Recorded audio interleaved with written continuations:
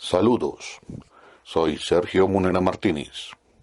Estoy leyendo y compartiendo en podcast Lecturas de ayer para hoy en iVoox artículos de las revistas Selecciones de las décadas de 1940 y 1950. En esta oportunidad de las revistas Selecciones de diciembre de 1946 les traigo el artículo La tía Adalina de Arizona. Una mujer cuya generosidad de corazón la convirtió en madre de todo un territorio. Condensado de Arizona Quarterly por Oren Arnold. Empezaba a clarear la mañana de un día del año de 1929, cuando un aeroplano que volaba sobre Arizona aterrizó, por error del piloto, a corta distancia de una granja próxima a la ciudad de Phoenix. A pesar de lo temprano de la hora, hubo quien presenciara el aterrizaje. Sin despertar al resto de la familia, una viejecilla amojamada y de simpático aspecto se había deslizado fuera de la casa para ir a hacerle fiestas a un potrillo recién nacido. Aunque andaba descalza y sin más ropa que una bata de baño por entre los desgarrones de la cual asomaba atrevidamente la camisa de dormir, no bien vio el aeroplano, se escurrió con gran agilidad por debajo de una cerca de alambre de púas y echó a correr en dirección al azorado piloto. ¿Quiere llevarme a dar un paseíto?, le preguntó con cierta vehemencia. Sería un magnífico modo de celebrar los 83 años que cumplo hoy. Reparó el piloto en el rostro donde el tiempo había dejado visibles huellas, en la melena completamente blanca, pero sedosa y suelta como la de una niña. Advirtió el entusiasmo de vivir que irradiaba de su interlocutora y dijo sonriéndose: «Ya caigo en cuenta del sitio donde he venido a aterrizar. Estos terrenos son de la mansión de los Grey, porque usted no puede ser nadie más que la tía Adalina». La viejecilla que volaba, por primera y última vez, sobre el Valle del Sol, era la misma Adalina que, recién casada, recorrió más de 3.000 kilómetros viajando en carretera por el occidente de los Estados Unidos. Al celebrar sus 83 años con un vuelo sobre Arizona, Adalina Norris de Grey contemplaba allá abajo un oasis en la creación del cual empeñó su animosa voluntad de colonizadora. Obra suya eran, en no escasa parte, esas tierras de regadío, más de 1.000.000 de hectáreas que atestiguaban el éxito de un grandioso proyecto de repoblación. En el óvalo formado por montañas de tonos rojizos y morados, abríase el valle henchido de cereales y de árboles cargados de frutas. La sinuosa cinta del río parecía haberle robado su azul al cielo. 8.000 kilómetros de acequias tejían, al entrecruzarse en todas direcciones, plateadas filigranas. Iban apareciendo, joyas en estuches de verde terciopelo, las poblaciones. Al divisar la de Fénix, los ojos de la viejecilla revelaron ternura y orgullo. Había sido la fundadora de esa población. Hoy, ciudad de extraordinaria belleza. La había gobernado por espacio de 40 años. Cuando por fin aterrizó el aeroplano, Adalina de Grey parecía transformada. Más que por una mujer de 83 años, cualquiera la habría tomado por una chiquilla. Para mí, la señora de Grey, la tía Adalina de Arizona, será siempre un símbolo de los colonizadores del oeste estadounidense. Fue ella el último eslabón entre las presentes generaciones y las de aquella época en la cual florecían en los Estados Unidos la iniciativa y la fe que convirtieron en realidades los ensueños. No se contentó tía Adalina con procurarse un techo y un pedazo de tierra que la sustentara. Falta de hijos, su corazón de madre la llevó a hacerlo de todo el estado de Arizona. Cuando llegó allá, Arizona era una región inculta, habitada por tribus indómitas y poblada de animales montaraces. No había acabado, sin embargo, los primeros colonizadores de despejar de cactos el lugar donde se levantó en 1870 la aldea de Phoenix, y ya les estaba diciendo: Lo primero que han de hacer ustedes es una casa para la escuela. En cuanto esté, traigan un maestro que sepa su oficio y páguenle un sueldo con que pueda vivir. La joven recién casada, que se expresó en estos términos, ejercía ya gran ascendiente sobre los barbudos y nada dóciles colonizadores. Contratóse, pues, a un maestro de escuela competente, J. D. Darochi, al cual se le asignaron $100 mensuales, sueldo inaudito en aquella época en que lo corriente era pagar de 15 a $40 por mes. Durante 10 años, desde el de la fundación de Fénix hasta el de 1880, tía Adalina emprendía frecuentes giras de inspección. Deteniendo al caballo frente a la casa de adobe que servía de escuela, echaba pie a tierra y entraba a averiguar si había suficiente provisión de leña, si las cartillas, por lo usadas, estaban pidiendo reemplazo, si el maestro enseñaba bien o se contentaba con hacerlo de un modo rutinario. El precedente que sentó al pedir absoluta competencia formó esa tradición gracias a la cual cuenta hoy el sistema de enseñanza de Fénix entre los mejores de los Estados Unidos. En cuanto quedó terminada aquella primera escuela, debida a su iniciativa, invitó a los colonizadores a reunirse allí a rendir culto a Dios. Pero señora, objetó uno de ellos, ¿no ve que en todo el valle no hay un sacerdote ni para un remedio? Pero toda la gente que hay en el valle puede orar, repuso vivamente tía Adalina. Cuando la ya floreciente población de Fénix empezó a atraer a los taúres, cuatreros, salteadores y otra gente de igual ralea, la señora de Grey hizo frente a esa invasión. Cierta noche que trataron de robarle uno de sus caballos de silla, echó mano prontamente al rifle y, ayudada por la claridad de la luna y su buena puntería, dio en tierra con el ladrón que estaba a 200 metros. Hecho esto, lo llevó a la casa, le vendó la herida, le sirvió de comer y conduciéndolo luego a la puerta, le mostró el camino diciéndole, «Ahora largo de aquí y sepa que la próxima vez que lo encuentre yo en Arizona, habrá balazo y nada más». Esa misma semana murieron 2 estancieros a manos de los ladrones.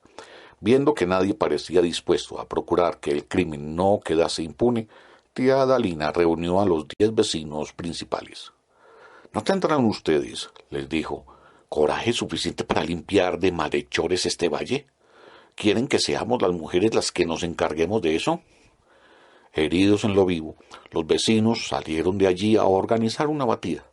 Aprendieron a poco unos 50 maleantes, entre los cuales estaban los 2 asesinos a los que, en cuanto se comprobó que lo eran, castigaron sumariamente, colgándolos de un árbol, llevando luego a los demás maleantes de uno en uno al sitio donde se balanceaban aún los 2 ahorcados. Les echaron también la soga al cuello. Pidieron todos misericordia, y a todos se les dio una cantimplora de agua y se les mandó que pusieran pies en polvorosa y no parasen ni un instante hasta haber transpuesto los límites de Arizona. Quedó sentado así otro precedente, pues a partir de ese día Fénix cobró fama de población de gente de buenas costumbres, pese a pertenecer a la misma región donde había en aquella época lugares como Tombstone, Bisbee y Prescott, focos de toda clase de desórdenes. El medio en que nació y se formó Adalina fue muy diverso de aquel en que luego le tocó vivir. Era hija de un hacendado de Arkansas. Como las demás jóvenes de su clase, recibió una educación esmerada y creció rodeada de mimos. La guerra de secesión que dejó postrado el sur de los Estados Unidos redujo a ruinas la hacienda del señor Norris, el padre de Adalina. Contaba ella a la sazón 17 años. Cierta vez llegó a la hacienda de los Norris, de paso para California, un antiguo amigo de la familia, Colon Harrison Gray. «Vaya, vaya, Adalina», le murmuró a la joven, «qué belleza de señorío nos gastamos. Le aseguro que no hay quien le gane. Y, ¿sabe una cosa? Allá en el oeste no hay ruinas, sino una tierra nueva que sonríe a todos. Puedo conseguirme unas mulas, una carreta, y si usted quisiera...». Gray y su esposa llegaron al Valle del Sol en 1868. Allí se separó su carreta de la caravana de la cual formó parte durante el largo viaje. El marido, que había oído hablar de las riquezas del subsuelo de California, llevaba el propósito de explorar en busca de yacimientos. Adalina, como hija de hacendado, tenía más fe en la riqueza de la tierra.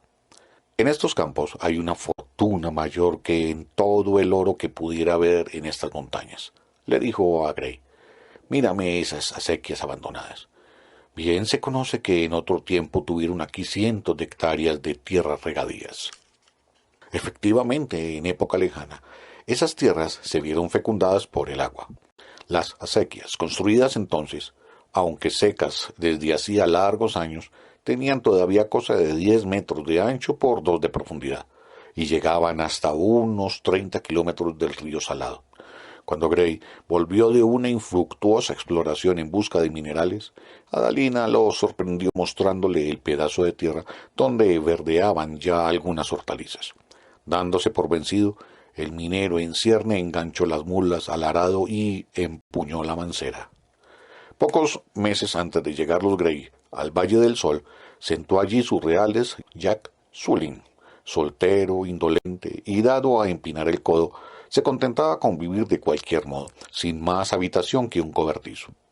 Esto, no obstante, vio de igual modo que vieron los Gray cuánto rendiría aquella tierra al poder regarla. Los tres convinieron en asociarse para despejar una de las acequias. No fue mucho lo que Jack Sullivan ayudó materialmente a hacerlo. En cambio, aportaba venados, codornices y palomas para la mesa y hacía menos largas las veladas con su guitarra y sus canciones. Y qué bien cantaba, me decía la señora de Gray, evocando esos años ya lejanos. Parecía a veces que la voz de ese hombre era la brisa de la mañana. Entre lo que los Gray trabajaron con sus mulas y lo que Schwilling ayudó con sus cacerías y sus conciertos, llegó por fin el día en que los primeros colonizadores del valle dispusieron de las aguas del río Salado. Al principio muchos de los que pasaban por allí en sus carretas se burlaban del proyecto y seguían de largo. Hubo luego algunos que se interesaron por saber qué era aquello. Al cabo, no pocos desengancharon las mulas con ánimo de quedarse. Entre estos colonizadores los había tan pintorescos como Juan Manija, el Tuerto Davis y Lord Darrell Dupa, culto inglés que andaba fugitivo de su patria. A vuelta de un año la gente acudía en número cada vez mayor, atraída por la esperanza de hacer rápidamente fortuna. En 12 meses más, la población contaba ya con taona, escuela, iglesia, 2 magníficas cantinas, herrería, agencia de pompas fúnebres, posada, 2 tiendas y carnicería. Por indicación de tía Adalina, Pedro Holcomb, el carnicero, tomó a su servicio un indiecito cuya única ocupación era espantar las moscas del establecimiento. El sistema de ventas no podía ser más expeditivo. Había colgada a la puerta media res. Los parroquianos cortaban las chuletas, el solomillo o lo que fuese que desearan, y le decían luego a Holcomb, apúnteme ahí tantas o cuantas libras de esto o de aquello. Hectáreas y más hectáreas, largo tiempo baldías, estaban transformadas en campos de labranza, solo con haber llevado a esa tierra sedienta el agua que antes corría ociosa por las montañas. La población prosperaba a ojos vistas, y sus vecinos juzgaron que ya era hora de pensar en ponerle un nombre. Lord Darrell Dupa tomó la palabra. Como el fénix mitológico se alza de sus propias cenizas, tal verán los hombres alzarse aquí, de entre las ruinas de una civilización ya extinta, una ciudad grandiosa. Dio este valle sustento, en tiempos pretéritos, a muchos millares de hombres y volverá a darlo a muchos millares más, en tiempos venideros. Señores, opino que el nombre de esta población debe ser Fénix. Todo eso no es más que música, Lord Dupa, dijo burlonamente Juan Manija. Calle esa boca, mandó la tía Adalina. El Lord tiene muchísima razón. Ha puesto una carga de papas a que antes de morirme he de ver aquí una población de más de 10.000 almas. En 1929, cuando la señora de Grey dio aquel paseo en aeroplano, Fénix era una población de 110.000 habitantes. En la actualidad, cuenta cerca de 200.000. En los tiempos en que empezaba la colonización, cierta vez que Gray faltaba de la estancia por haber tenido que hacer un viaje, llegáronse allí varios indios pimas que, amparados por las sombras de la noche, iban a llevarse las mulas. El lugar donde estaban estas era una cuadra bastante larga, de paredes de adobe y rematada en azotea. En la azotea montó guardia tía Dalina, desde las 10 de la noche hasta que amaneció el siguiente día sin soltar un momento el rifle. Parapetada detrás del petril, hacía fuego desde un extremo de la azotea y corría enseguida al otro para volver a disparar desde allí. Cuenta ella: nunca supe a cuánto les alcancé a dar, porque esa gente se lleva a sus muertos y sus heridos al retirarse. Lo que sí sé decir es que, cuando volvió mi marido, no faltaba de la cuadra ni una sola mula. Más adelante empezaron a acudir al pueblo los indios de la región que iban allí a negociar. Se presentaban casi desnudos, lo cual era muy desagradable para las mujeres. Tía Adalina fue de casa en casa para pedirle a cada familia que regalara unos pantalones viejos. Acto continuo llamó a Mari Muchas Pistas, una india pima que servía de intérprete a los de la tribu. Adviértele a tu gente, le dijo, que el hombre que vuelva a presentarse en el pueblo con el cuerpo al aire se expone a salir de aquí con el pellejo agujereado. Hecho esto, fue a la entrada de la población y colgó de un árbol de mezquite varios pantalones. Durante muchos años el indio que pasaba por allí camino del pueblo se ponía uno de esos pantalones que volvía a colgar cuando iba de vuelta a su tribu. El año en que Gray vendió una mina por $60,000 que le pagaron de contado, tía Dalina fundó una de las industrias que florecen actualmente en Phoenix, la de venderle comodidades y lujo al forastero. Hizo que su marido le edificara una casa de ladrillo. En los 2 pisos de que constaba, las habitaciones medían 4 metros de alto. Había 7 dormitorios ricamente artesonados de roble y con montantes de historiados cristales. En los jardines se encontraba el huésped piscina de natación, lago para remar, roseladas, paseos sombreados por palmeras, campo de croquet, cuadra con caballos de silla. Con todo esto se adelantaba tía Adalina a los presentes hoteles de Arizona para turistas, con la diferencia de que en el suyo daba de balde casi lo mismo que en los otros cuesta un sentido. La tarifa de uno es de $65 por día.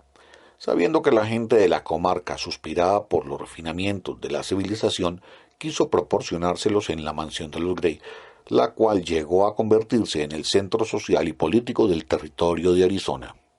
Centenares de matrimonios se hicieron allí, lo que explica la abundancia de Adalinas que hay hoy en Arizona. Mencioné no hace mucho a Mari Muchas Pistas, india de la tribu de los Pimas. Su hija, su nieta y su bisnieta se llaman todas 3 Adalina. Cuando Mari iba a dar a luz por primera vez, tía Adalina la instaló en la mejor habitación de la mansión de los Gray. En 1881, el explorador Juan Fremont, gobernador a la sazón del territorio de Arizona, al facilitarle a una joven próxima a ser madre los medios para que hiciese en las diligencias de la época el viaje de 380 kilómetros que la llevaría a casa de tía Adalina, le manifestó que procedía así porque, andando el tiempo, sería orgullo para usted que su hijo haya nacido bajo ese techo. Épocas hubo de tener 40 o 50 personas hospedadas en casa, me decía una vez la señora de Gray, que añadió prontamente, y nos encantaba que así fuera. Cuando las habitaciones no daban ya abasto, se improvisaban dormitorios en los corredores, en el patio. Los huéspedes traían pavos monteses, carne de bisonte y de venado. Cuidábamos de nuestros enfermos, les dábamos sepultura a nuestros muertos, y le aseguro que no bajaran de 100 los entierros que hubo. Le proporcionábamos a los enamorados ocasiones de tratarse y cuando se casaban, festejábamos la boda en grande. Gobernadores, diputados, políticos y politiquillos se sentaban en torno a nuestra mesa a hablar de sus planes. Vaqueros y mineros, tramperos y soldados se pasaban las horas muertas mirando todo lo que había en mi casa. Los he visto pasar la punta de los dedos por una sobremesa de encaje, como si temiesen que fuera a deshacerse. Trataban los libros como quien tiene en las manos algo sagrado. Cuando me oían tocar el piano, abrían tamaños ojos. No se me olvida el modo como uno de ellos, un gigante con unas barbas que parecían un matorral, me dio las gracias al despedirse. Señora de Grey, dijo con su vozarrón, por tener el gusto de echarle a usted la vista encima, puede uno dar hasta la camisa. Me explico perfectamente el entusiasmo de aquel hombre. Vería él, sin duda, en su interlocutora lo mismo que yo vi en ella 50 años después, la persona que cautiva por la bondad de su inteligencia y de su carácter. Ya cargada de años, le agradaba sentarse horas enteras con la mirada perdida en la lejanía. En el sitio donde hizo levantar la humilde casa que fue la primera escuela, elévase ahora las moles de los rascacielos. Como todos los que han vivido mucho, la viejecita probablemente soñaba en esas horas con el ayer distante. Un día me atreví a preguntarle, tía Adalina, ¿en qué piensa usted? Estoy pensando, repuso al instante, en el regadío de estas tierras. Al río salado no podemos sacarle ya más agua de la que le estamos sacando, pero ahí está el Colorado, que es también un río de mucho caudal. Apuesto que podrían traer sus aguas por toda Arizona, hasta nuestro valle. El país se desarrolla cada día más. La gente necesitará más legumbres para su mesa, si yo tuviera mis bríos de antes. Cuando murió su marido, buscó consuelo en la viudez en lo único que verdaderamente alivia nuestras penas, hacerle bien al prójimo. Sabía amar a sus semejantes, en especial a los malos, que son los más necesitados de afecto. Cierto día del año de 1915, estando tía Adalina cuidando sus rosales, se le acercó, sombrero en mano, un vaquero que, después de mirarla de hito en hito, le habló de esta manera. No le diré quién soy, ni bien el caso. En 1885, recién muerta mamá, pasé por aquí con mi padre. Usted me sentó en sus rodillas y estuvo toda la mañana hablándome. Por eso he querido venir a verla. Dicho esto, el vaquero le entregó $100, pidiéndole que los aceptara, pues los había ahorrado para regalárselos. No rehusó tía Adalina el regalo. Cuando alguien quiera pagarte una deuda de agradecimiento, me aconsejaba al referirme el caso, deja que lo haga. Aquel vaquero necesitaba darme los $100 y yo debía recibirlos y quedarle agradecida. Ambos nos sentimos mejor y más en paz con nosotros mismos después de eso. Hace 10 años, tía Adalina murió casi en la pobreza. Tan generosamente había prodigado su talento y su fortuna. Con todo, murió sintiéndose rica. Ella misma me lo confesó antes de darme estos consejos, que no olvidaré nunca. Deja que te diga una cosa, hijo mío. El único modo de ser feliz es reparar en lo que las personas llevan en el alma y no en su traje o sus modales. Procura verles el alma y te aseguro que no habrá una sola persona que no te inspire cariño. Bien, acabo de leer y compartir en podcast Lecturas de ayer para hoy en iVoox uno de los artículos de la revista Selecciones de diciembre de 1946.